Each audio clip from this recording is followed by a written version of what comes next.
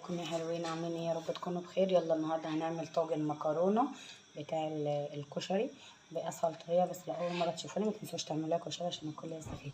هنا انا حطيت زيت، وهنا انا مقطعه بصل. تمام،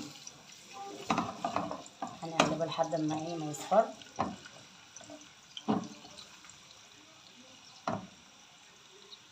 بص بقى ايه، انا هخليها كده وانزل بقى بفصين توم. التوم ده على فكرة هو سر المحلات بتاعت الكشري بره.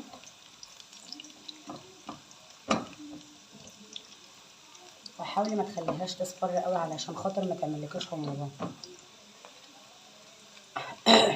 واول بس ما يطلع منه الريحه بتاعه التوم تنزلي بقى بالصلصه.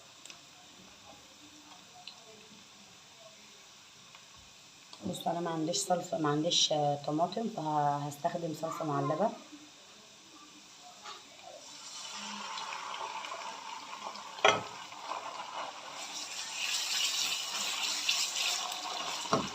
بصوا بقى انا هنا هحط ملح، فلفل اسمر، رشه كمون بسيطه، رشه سكر عشان الحموضه، ورشه بهارات لحمه. انا ما بحطش اي زياده تانية. انا كده كده لما باجي اعمله سبايسي بعمل طاجنين او صينيتين، بعمل صينيه عاديه وصينيه سبايسي. هي اول ما هتخش على تسبيكه هنزودها ميه وهقول لكم هنعمل ايه.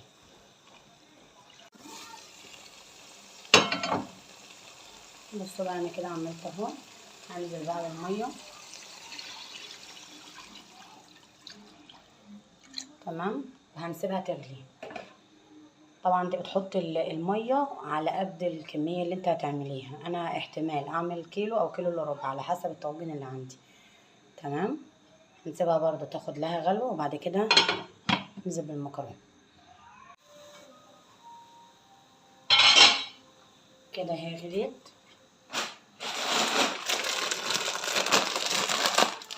هنحط بقى المكرونه.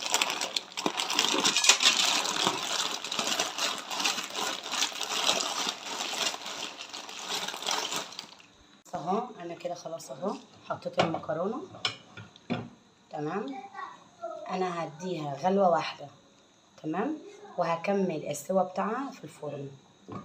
تمام، وده على فكره سر محلات الكشري، واللي يقول لك كده يبقى غلطان، لان لو اصلا عملها في محلات الكشري هتقعد اصلا بالساعتين والثلاثه.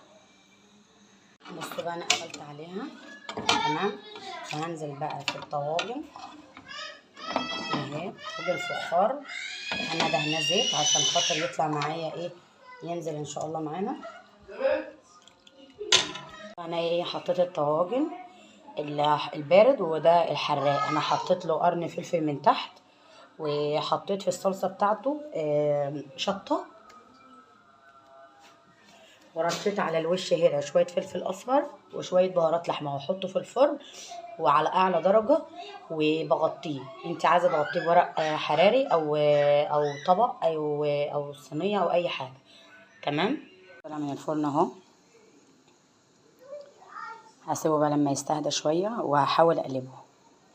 انت عايزاه يطلع معاكي قطعه واحده، تستني لما يستهدى خالص، لكن انا بصراحه مستعجله وبحب اكله سخن، فممكن ينزل معايا مفرفط شويه، فانا بحبه كده.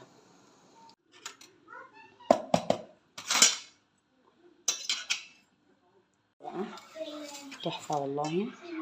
تمام، انا بحبها كده يا جماعه. تمام، وعامله طبق خيار ببصل وحط عليه شطه.